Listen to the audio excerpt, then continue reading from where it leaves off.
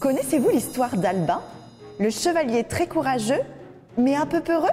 Vous pensez que ce n'était pas possible?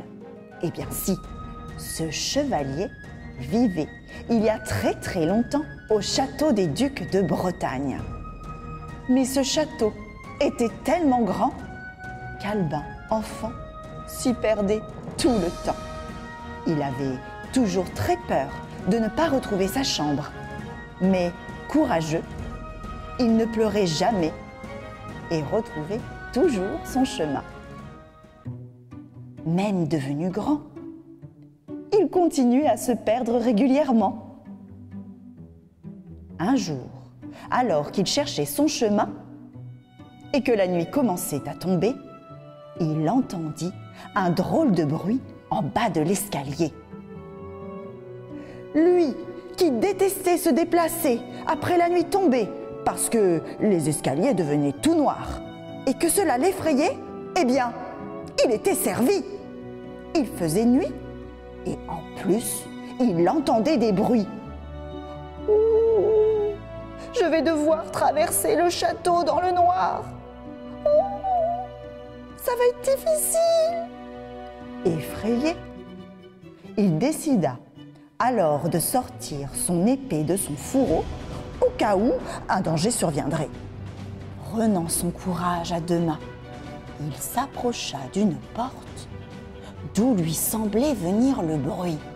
Et là, il aperçut un chaudron percé de trous d'où jaillissaient des rayons de lumière. Une belle jeune femme, aux cheveux magnifiques, y mélangeait les herbes de toutes sortes.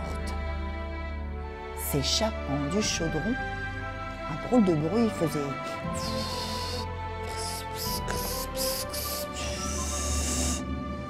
C'est à ce moment-là qu'il crut voir passer une drôle d'ombre le long du mur, comme un dragon.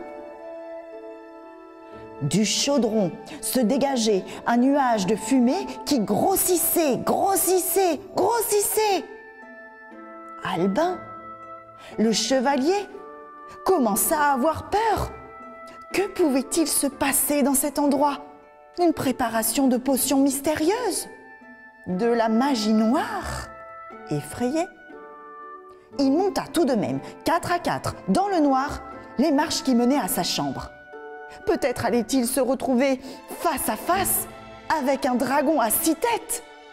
Ou pire, un fantôme. Le lendemain matin, alors qu'il se dirigeait vers la cuisine, le chevalier entendit des chuchotements au bout du couloir. Et là, de dos, il reconnut la jeune femme à la chevelure flamboyante, celle qu'il avait vue la veille au soir. Elle était avec le duc, qui lui parlait tout bas à l'oreille. En passant à côté d'eux, Albin entendit le duc demander à la mystérieuse dame: « Avez-vous bien nourri mon dragon hier soir ?»